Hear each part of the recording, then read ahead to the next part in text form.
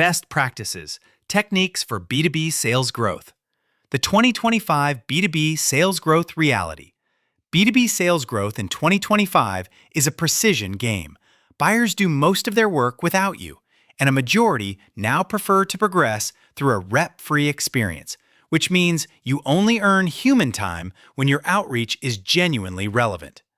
Gartner found 61% of B2B buyers prefer a rep-free buying journey, and 73% actively avoid suppliers that send irrelevant outreach. That shift changes what good outbound looks like. Instead of pushing harder, top teams focus on being easier to evaluate, clear positioning, self-serve value, and outreach that reads like it was written for one specific company and role. The goal isn't to interrupt a buyer's process, it's to add clarity to it at the moment they're already thinking about the problem you solve. At the same time, most sales orgs are trying to grow while reps have less selling time than leaders assume. Salesforce reports reps spend only 34% of their time actually selling, with the rest absorbed by admin work, internal coordination, and research. If you want predictable growth, you have to design your motion to protect selling time and make every touch count. Design for digital-first buyers and bigger committees. Modern buying is digital-first, and that's not a trend, it's the default. Gartner reports 72% of B2B buyers have completed a significant transaction through digital commerce, reinforcing that your website, proof points, and evaluate without a rep assets directly impact pipeline. Outbound works best when it connects to that self-serve path, a crisp problem statement, a credible point of view, and a simple next step. The second reality is that you're rarely selling to one person anymore. Buying committees commonly span 8 to 13 stakeholders, which means deals stall when you only engage the champion and ignore everyone else who can veto, delay, or redirect.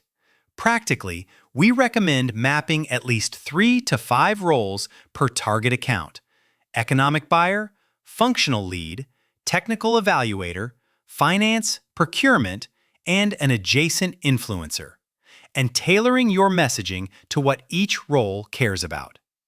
Consensus is also harder than it looks from the outside. Gartner found 74% of buyer teams experience unhealthy conflict during the decision process, and teams that reach consensus are 2.5 times more likely to end up with a high-quality purchase. Multi-threaded outreach isn't just a prospecting tactic, it's a deal risk reduction strategy that helps you surface objections early and align the account around shared outcomes. Build a repeatable outbound engine, not a hero culture. Most teams don't have a lead problem.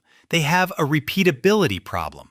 When growth depends on a few hero sellers, performance swings with talent changes, territory luck, or inconsistent prospecting. The more scalable approach is to treat outbound like a product, a clear owner, versioned cadences, documented golden path messaging, and a weekly release cycle where you ship improvements based on data. Start with a tight ICP and persona stack built from your own win data. Review the last 12 to 24 months of closed-won deals to identify what actually correlates with fast cycles and healthy ACVs, industry, size, tech stack, triggers, and buyer roles. Then turn that into a one-page ICP doc SDRs can use without opening a slide deck. This is also where many common mistakes begin. If you chase more activity before you fix targeting, you amplify what buyers already hate: irrelevance. Benchmarks keep you honest, but they should guide diagnosis, not drive vanity reporting. The ranges below are useful because they force a clear question. Are we losing in data quality, message market fit, channel mix, or conversion on live conversations? Execution, multi-channel cadences, and protected selling time. Once your ICP is sharp, execution becomes the multiplier. A practical cadence for most B2B teams is 10 to 15 business days with 10 to 15 total touches across email, phone, and LinkedIn, where each touch adds new value instead of bumping the last message.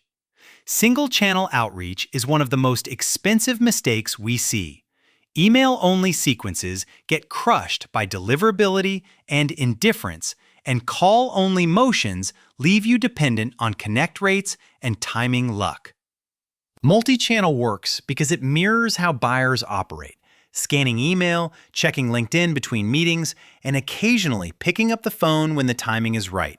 In 2025 data, combining email with LinkedIn and other channels can increase engagement by 287% and lift conversions by up to 300% compared to single-channel outreach.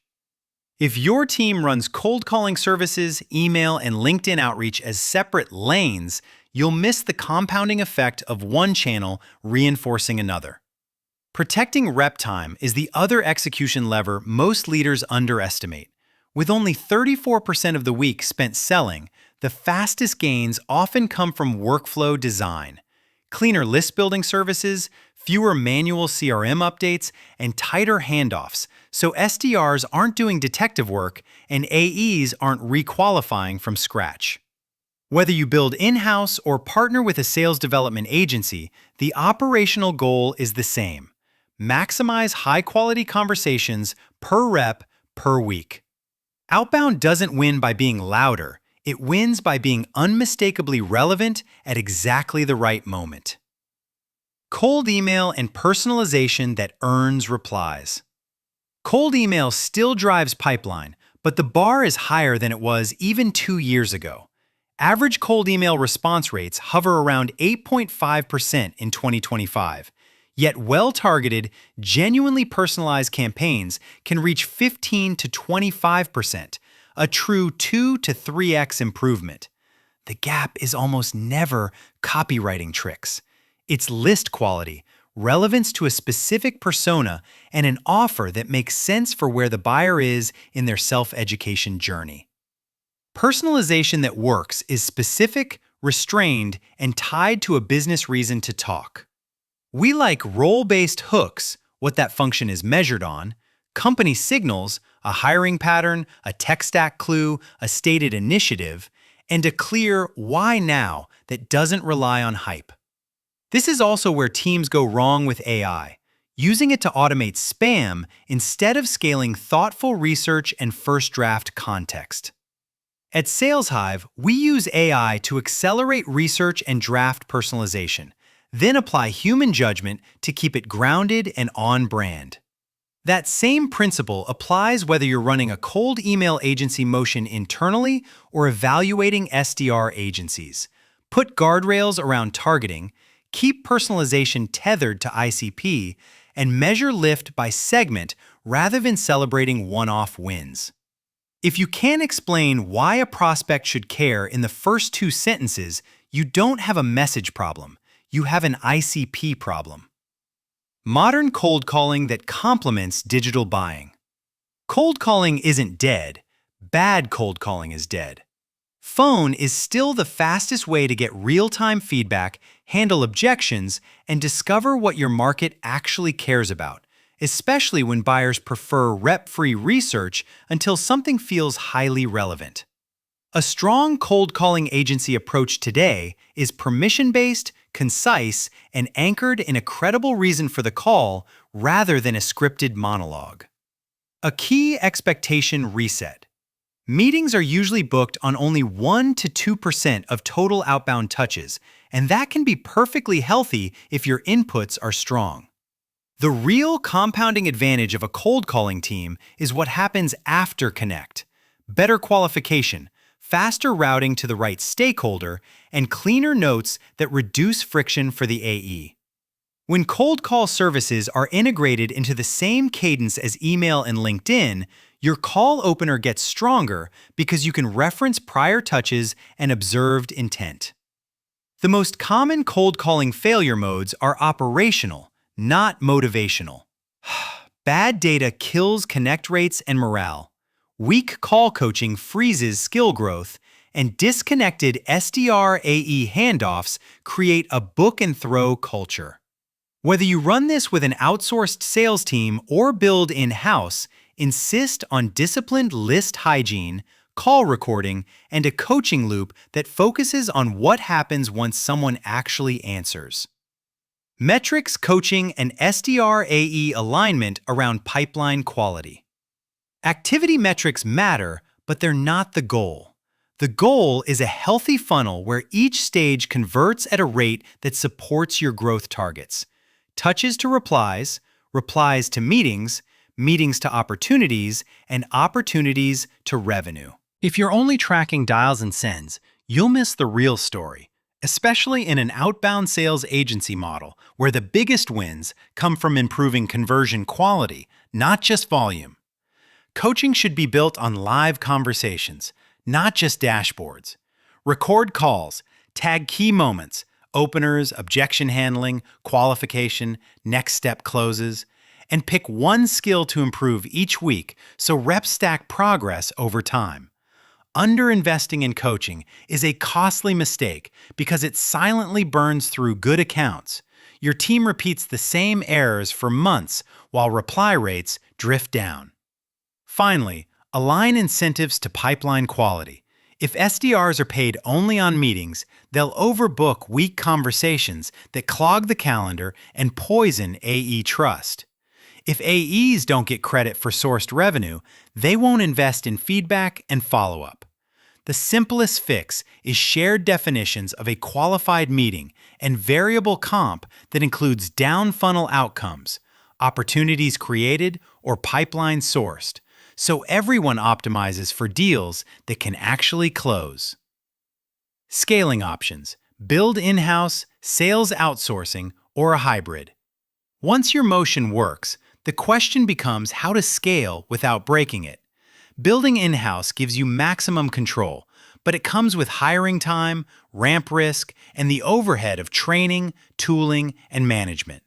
Sales outsourcing can be a faster path when you need pipeline quickly, don't yet have strong SDR leadership, or want to avoid adding fixed headcount before the motion is fully proven. A practical way to decide is to audit where your system is weakest: data quality, cadence execution, cold calling consistency, deliverability, or coaching throughput. If the gap is consistent prospecting and you need speed, working with an SDR agency or B2B sales agency can reduce time to output, especially when the partner already has list building services, coaching process, and reporting infrastructure. If the gap is positioning or deal strategy, keep that closer to your core team and use outsourcing to extend execution, not replace ownership. Our recommendation is to treat the next 30 to 60 days like a controlled rollout.